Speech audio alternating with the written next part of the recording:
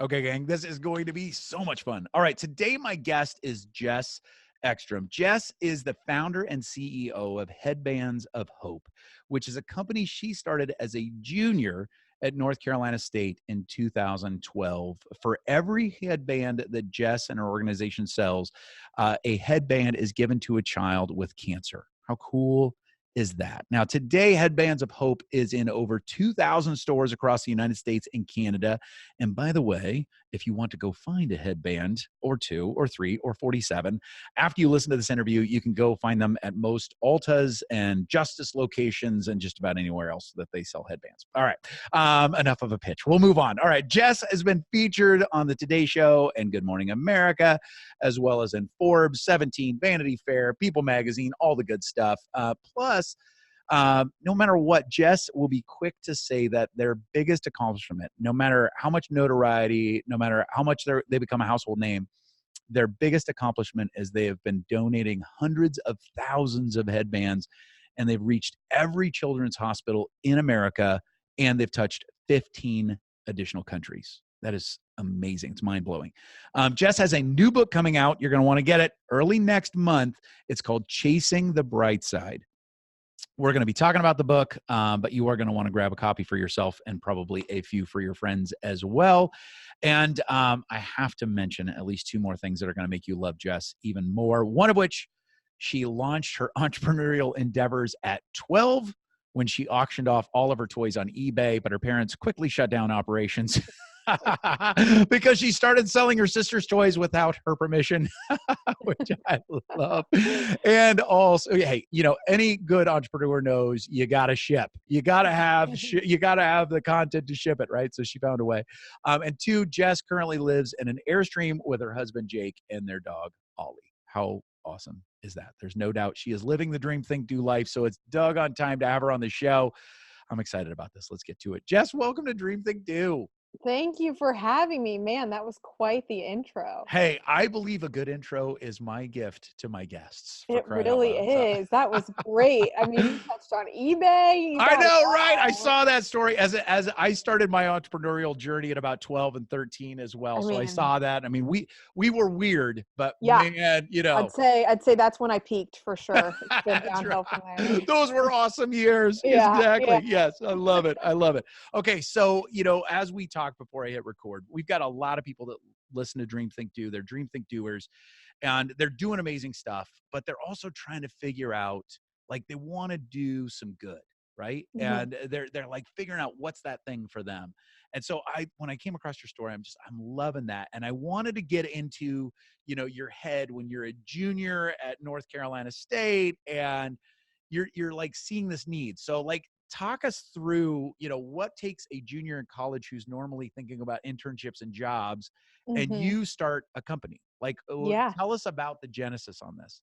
Yeah, I would argue not just junior in college thinking about internships and jobs, but boys and Right? updating your What? Facebook and No.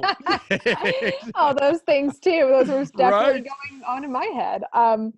So it really started for me when I was a freshman. I interned in Disney World and I was Oh, a wow. photo pass photographer. Oh, right. And it was really fun. It was my job to be obnoxiously happy and take people's pictures. So I was really good at it. But one of the things I got to do was I got to photograph kids that were there on their wish through the Make-A-Wish Foundation. Sure. And I just fell in love with the organization and Yeah. being just like a part of it and capturing those moments. So I got back to school my sophomore year and I Mm. interned at Make-A-Wish. Wow. And when I was there, I wasn't doing like the most glamorous things. I wasn't organizing these huge events or like calling Taylor Swift or whatever you Right. think you might be doing interning for Exactly. Make-A-Wish. A lot of the things I did were the behind the scenes work Sure. and, licking envelopes and cold calling people for money. But The less than glamorous side of yes, Make-A-Wish. Yes. exactly. Yeah. But it was really like the first time in my life where it just didn't matter what I was Yeah. doing because I was Mm. so clearly connected to why I was doing it. And Yeah. it didn't matter really how tedious or how boring. It was like I could just draw a straight line to helping make a wish come true. And So it wasn't until the end of this internship that I had got assigned a wish child, and her name was Wow. Renee. And it was the first time I got to be kind of this coordinator of a wish. And she wanted to go to Disney World to meet Sleeping Beauty. She was very clear about the terms. It was all about Sleeping Beauty. So I got to Good to plan her have that wish. clarity. Yes, yeah, she was a tough negotiator. She really wore me down. I Um, love it. but so I got to plan her wish. I planned this like going away Wow. party. Uh, Long story short, eventually, unfortunately, she was too sick to actually go on her Oh, wish. And I remember when we got that news that the wish was canceled because she couldn't fly or drive. I was like, this can't be the story. So many times we have these experiences in our life, and these yeah. experiences are the things that we can't control. We Right. can't control the weather, we can't control if our flight gets in on time, but our stories are how we internalize and respond to our experiences. Yeah. And so although I couldn't control this experience, maybe I could write a different story. Yeah. And so I went on Google and I looked up this local costume shop, and I arrived on her doorstep a few hours later dressed as Sleeping Beauty, and Oh, tried to make her wish come true that day. And spent the whole wow. day with her and her family in character. She totally bought it. And that was like, Job well yeah, done. old. Yeah. At least I know I have a backup career as a Disney princess, maybe if this doesn't work out. That's But right. it was the clearest, I mean, I say the clearest before and after moment of my life. It was like Yeah. such a pivotal moment for me to be a part of something so powerful. And that was when I had noticed that girls like Renee, who would lose their hair to chemotherapy, love to wear headbands after Huh. hair loss, but so many of them would be offered wigs and hats. And I just thought, why not me? And without much Yeah. thought, which Wow. I think was to my benefit, Right. I started Headbands of Hope. And for every headband sold, we donate one to a child with cancer. And got it going April 25th, 2012. Got my first order from my mom. And Thanks, Mom. Yeah. I like see the ding on the side. I'm like, oh my God. And I see my mom. I'm like, damn it, Mom, come on. Just let me live my life. That's right. But thanks, Mom. Yeah. Yeah, but thank you. That'll be cash or check. But That's right. that's really how the genesis of it, all of it, came to be. That is awesome. So you just gave yourself that permission to start. And I mean, one, I love that you would don the Sleeping Beauty costume Hmm. to make that dream a reality. But isn't that amazing how sometimes how we step in to help someone else starts to reveal something so much bigger for us? Yeah. It's huge, right? Yeah. And I think, sometimes when we think about like giving back or starting, a company that does something good, um, we can put it in this very like positive flowers, hearts, light. Right. But when you think about like any great movement or any great change or any great invention, none of those things really ever got started when times were good. The Right. best ideas are really formed out of sometimes the worst moments and times of Right. need. And that's really when we need to think like entrepreneurs, is Yeah. when we want to believe in better and be the one that creates it. Yeah. I love it. So it started on April 25th. Your mom had the first order. And then basically, I would imagine it took off and millions of dollars Oh my flowed gosh. in and it was super easy, right? Yeah, I actually got to this interview on my yacht. Exactly. I so appreciate your the servants were the wonderful. helicopter's warming up out back, but Exactly. it was definitely not fire right out of the gate. And that's Yeah. something I used to be kind of embarrassed about, but now I realize that just because something isn't fire right out of the gate doesn't mean it's not working. And I Right. think our scrappy beginnings are actually what has made us such a great company today. Absolutely. One story in particular, when I was first starting Headbands of Hope, I had no idea what I was doing. Yeah. Wasn't studying business. I couldn't even spell entrepreneur, if you ask me. It was not I uh, still can't. Let's just be right. So honest. let's be honest. Let's just get it out in the open. That's right. So I really was coming from no business background, but I just had this idea for this Yeah. company, and I ended up, to get a logo, I walked into a graphic design school at my college and persuaded the teacher to do, have students create me a logo for their next class assignment. And I picked the best one. And I just was like trying to use what I had. I Heck yeah. remember I paid, this girl who was in like a computer design class to build my website, and I paid her in Chipotle burritos at lunch. And that was how I got my website. But so little by little, things started to come Yeah. You together, figure out a way. figuring out. But I needed to have the actual product. I didn't have Yeah. the actual headbands yet, small detail. But Oh, right. Yeah. yeah, What are we small selling thing. again? Yeah. So I started to research different factories and manufacturers that could make these headbands, and was going down the list of this database that I found. And I thought, if someone can make elastic, they can probably make a headband. And Right. that was my logic. So 2 months of going down this list and calling and emailing and just getting radio silence. And, in hindsight, I know I was like coming at them from a .edu email address with probably like Comic Sans font or something, Little with like heart a, above the eyes. yeah, Yeah. yeah, with like a 12-line signature of like president of the ping pong club at, NC State. But uh, so I get it. But finally, this factory in Kansas emailed me back, and they wanted to get on a call. And I was so excited. I was like, someone finally believes in my idea. Yeah. And we got on a call, told them about it. They loved it, and then for 2 months I was talking to this company, and they were sending me different samples that I could look at. And finally they send me a headband that I'm good to go with. And I'm like, okay, let's do it. Yeah. Let's make this headband. So they send me over the invoice, and it's for $10,000. Wow. And I'm like, I probably should have asked this before. But Right. like, Mitch, to be honest with you, I think the mindset that I was at was like, I didn't feel like I was qualified to be there. And I felt Yeah. like anyone that was working with me was just doing me a favor. And Yeah. so my mindset, this hierarchy in my head was like, I can't ask questions. I can't push back. Right. Everyone's right. I'm the one that's not knowledgeable. And so I was just totally out of whack with the, hierarchy of the Yeah. situation. I realized I had every right to vet them as much as they could vet me, but that wasn't what I was thinking You at weren't the in that time. mindset yet. Yeah. Yeah. So nevertheless, I was in a pickle. This was about $9,500 more than what I had in my bank account at the time. Just So a I was smidge of a just problem. Yeah. Just a little win. bit. Yeah. So I was talking to my dad because he's an entrepreneur, and I was like, should I get an investor, give away some equity? Should I get a loan from the bank and pay some interest? And he was like, look, I've seen your business plan. I have sat in on some of your meetings, and I really think you're onto something here. I think this is a great idea. And one of the mistakes I made in my business was I gave away too much equity too Sure. early. Yeah. And I don't want you to do the same thing. Wow.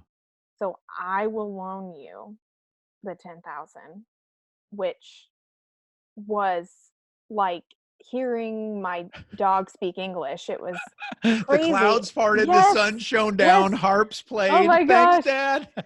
And I take a moment to recognize this immense privilege. Right. I mean, not just financially, but emotionally, that, my family was there for me. And there's so many people out there that have amazing stories that had a much steeper hill to climb than I did. Right. But I said yes, and I took his money, and I ran to the bank, and I printed out these wiring instructions with my first wire transfer, and I wired them $10,000.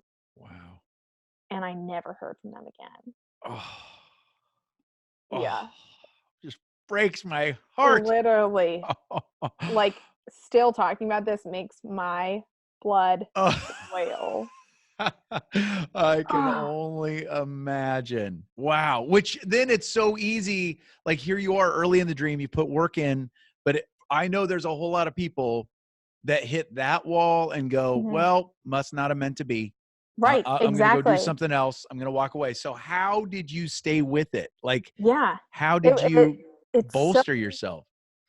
sometimes it's really hard to not like equate your wounds to your worth. You know, like Mm, the times where you mess up, you amen. think like, oh, that's on me.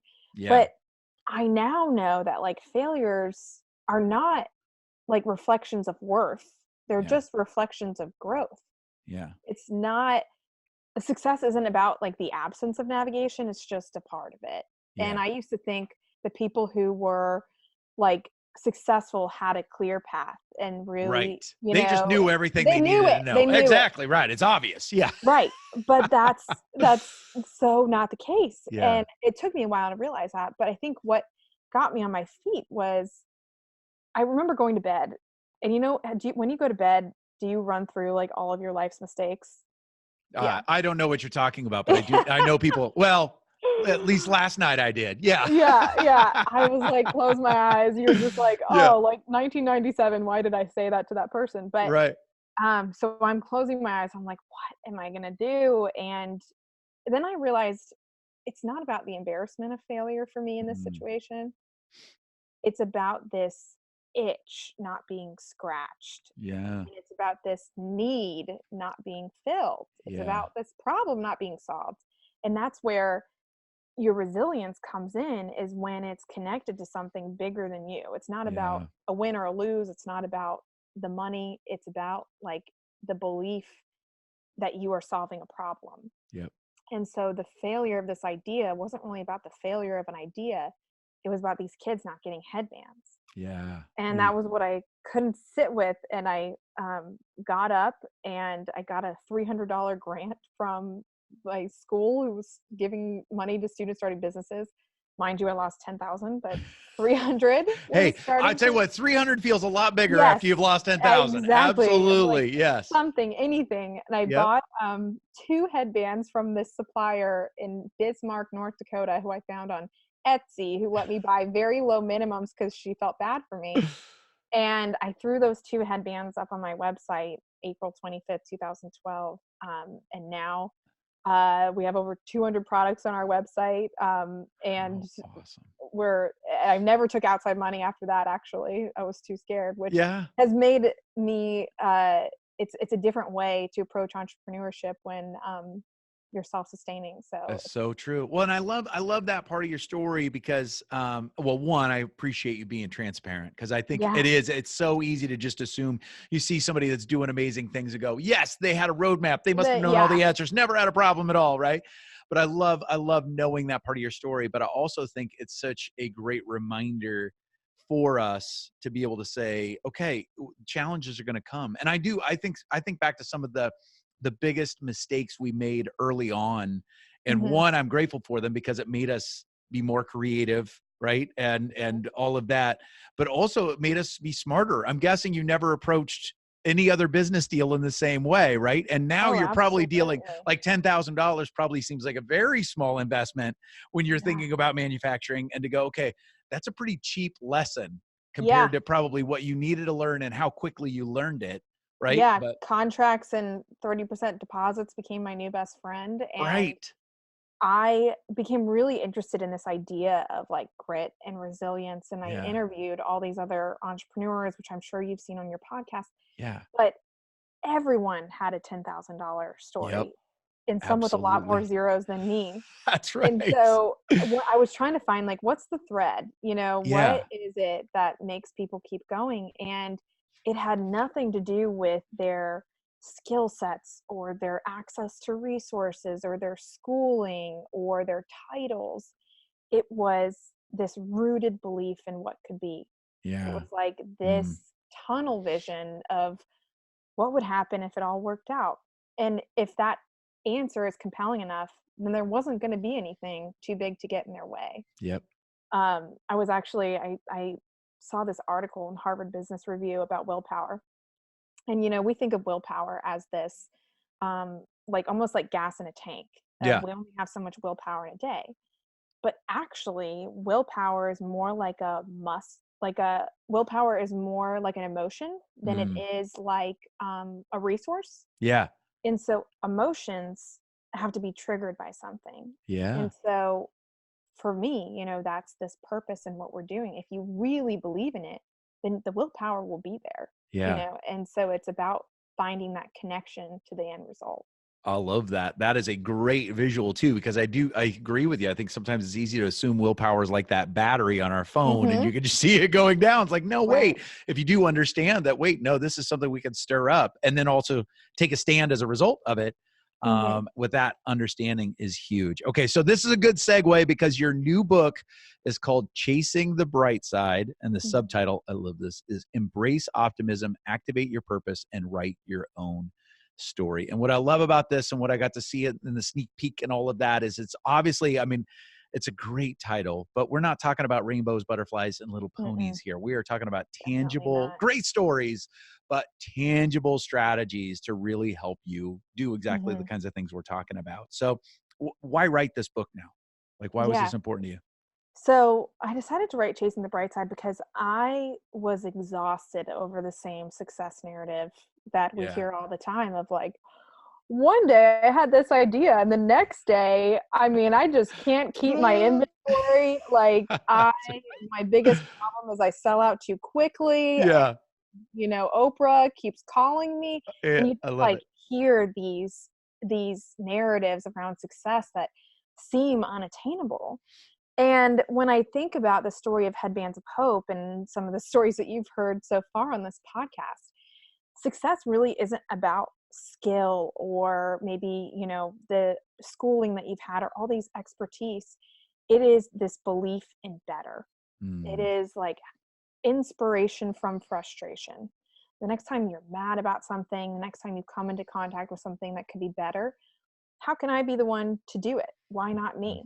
Yeah. And you don't have to arrive at a certain level of qualifications in order to play your part in better. Yeah. And so Chasing the Bright Side really dives into not just my story with Headbands of Hope, but just really life experiences of how we can train optimism like a muscle in Yeah. order to create a better world that we want to live in. That's awesome. All right. So I've got two questions on this front. One Mhm. is, what's one of your favorite aspects or strategies that you talk about in the book? And then the second one, I'm just going to tell you up front, Yeah. is what's one of the things you write about that doesn't come easy to you? Oh, those are both really good Okay, so questions. we'll go after the favorite one first. Like, what's one of your favorite things when you think about it? Somebody's like, "What's one of your favorite things about the book?" Or Yeah. what's one of those biggest things you hope people take away from one of the Yeah. strategies? I would say one of my favorite chapters to write was called Baby Steps because it's like unpopular to a lot of the entrepreneurial, however you say it, language that we hear a Yeah, lot of like shoot for the moon, yeah, or like I'll sleep when I'm dead and like, hustle till you don't have to introduce yourself. yeah, And it's like, I realized after a while that I really just don't subscribe to that yeah. belief, that hustle and like, sweat, like, Grind it out till there's yeah, nothing left. right, Yeah, like rub some dirt on it. So I realized that give yourself permission to do the small things yeah, because sometimes we get paralyzed when we think about all the big things that we have to yeah, do. Instead, ask yourself what feels light to you right now. Like yeah, throw yourself some softballs because doing the small things gives us the confidence to then do the bigger things. yep, And the small things actually add up. yep. Someone was asking me, what was the big break? What was the moment where you're just all of a sudden, you're orbiting in success. Yes. And I'm like, one, I've never felt that way. But two, I think that, big breaks are just fancy words for the summation of all the small moments. Right. It's like all the small things add up. And it's kind of like riding a bike where at first it seems impossible. And then you put one foot in front of the other and all of a sudden you're been pedaling for miles and your parents have to call the police because you don't know how to stop. That's right. True story, Mitch. That's how I learned to ride my bike. We are getting Parents to call know the police. Jess really well. And your Just parents, God Yep, bless them. exactly. That was my first run-in with the cops. Won't go into any Oh, others. So I think one of my favorite things to write in Chasing the Bright Side was giving yourself permission to do the small things are yeah. actually sometimes a better strategy than focusing on the big things. I love that. I love that. It's so true too, because especially as a recovering perfectionist, it is so easy to get captivated with all the big stuff And Mm-hmm. it's like, wait, I'm not going to get started until I know all the steps and know that I can do it perfectly and all that stuff. And it so starts with just giving yourself that Yeah. permission. So I Begin where you are. love it. I Yeah. love it. Okay. Well, how about the second one? And Whew. that is, of the things that you wrote about, what's one of the things that you have to really work on personally that doesn't come as naturally to you, but you still knew it was important enough to put it in the book? So I think one of the things that I am really working on, that is hard for me, but that I talk about in the book, is this idea of like how we compare ourselves as a Mhm. metric for success. Yeah. We're living in this age right now that it is, we have front row seats to everyone's highlight reels. You know, Right. everyone is wakes up at 6 a.m. and sips a green juice and does their 3% body yoga. fat. Exactly. Like, and has it all figured out. Yeah. And so it's really hard to not use other people's lives as a metric for our own. Yeah. Um, and it's hard to think of your life in its own lane when Yeah. you constantly have access to everyone else's. Right. But it's also so important, for your own personal success, to focus on individuality and Mm. like what lights your fire and what's meaningful to you. And you're not going to find that on Instagram. You're not going to Yeah. find that on some of these other channels that, we're searching for. So I think that that's something that's difficult for me, because I love the idea of being connected, but it's like, how are we using these different channels? Are we Yeah. using them to support other people? Or are we using them to feel like we're less? Yeah. So that's something in the book that's hard for me, but I'm working on.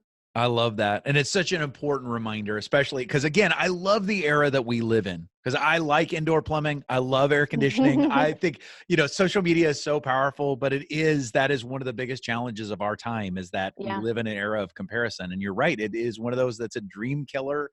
It's a heart killer, all of those things. So to be able to remind ourselves of that is huge. But also, thanks for being honest that it's still something you got to work on Oh yeah, yourself, for right? sure, Yet, for especially because sure. people would look at your life and go, "Oh my gosh, her Instagram's amazing, and she's been on the Today Show. Come on, she still feels that way."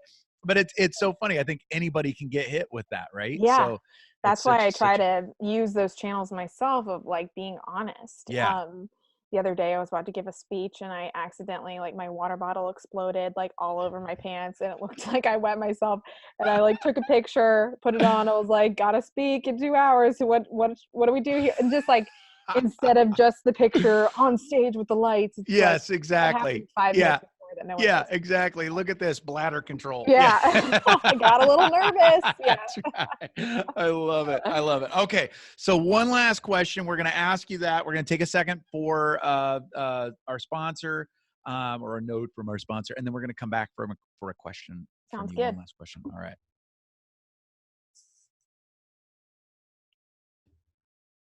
Okay, so we're going to do our wisdom of the week question, and that is, I want we want to. I know that the Dream Think Doers, their hearts are racing at Mhm. your story and this wisdom and all of that. So we want to send them out with one last thing. Maybe it's a quote, maybe it's something that helps you keep going. So I'll let you Mhm. think about what's that last wisdom of the week as I point people again to your book and your resources and all that stuff. So, gang, you want to go to chasingthebrightside.com, and you're going to want to do that now, because if you pre-order the book, you get all these goodies. So go to it now, pre-order the book. You're going to want it anyway, but you might as well get all these really good goodies and all that stuff too. And her organization is called Headbands of Hope. You're going to want to check that out as well. She's all over the internet. So we'll have all those resources here with the episode. But again, go check out chasingthebrightside.com. Grab your book, grab a few for your friends, and get the goodies as well. Okay. Wisdom of the week, Jess. Send us out. What's something that keeps you going? So I think one of my favorite quotes from the book that was the most, kind of eye-opening for me to write is that hard times can be the excuse as to why we do less, or they can be the reason as to why we do more. Ooh. And optimism is about letting the hard times be the reason. Sometimes we like think of optimism as just this like positivity pledge and like let's jump to our happy place.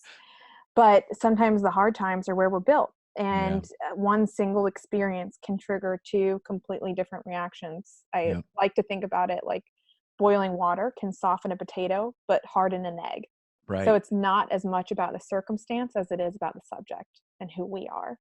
So I think that that's what I want to leave you guys with. And there's more of that in Chasing the Bright Side. I love it. That's brilliant. That's Thank so you. good. Thank So you. thank You you gave me a so layup much. there. I appreciate it. Exactly. Softball, but you hit it out Yeah. of the park. I love it. My gosh, that is fantastic. All right. Jess, so thanks so much for spending the time. Grab the book, guys, Chasing the Bright Side. Go check it out there, chasingthebrightside.com. You're going to be glad you did. Keep up the great work. And we're going to look Thanks, forward Mitch. to having you back. Obviously, we just scratched the surface on the stories Yes. that we could go after. So we're going to have you back on Dream Think Do in the future. I would love that. Thanks, Mitch. I appreciate it.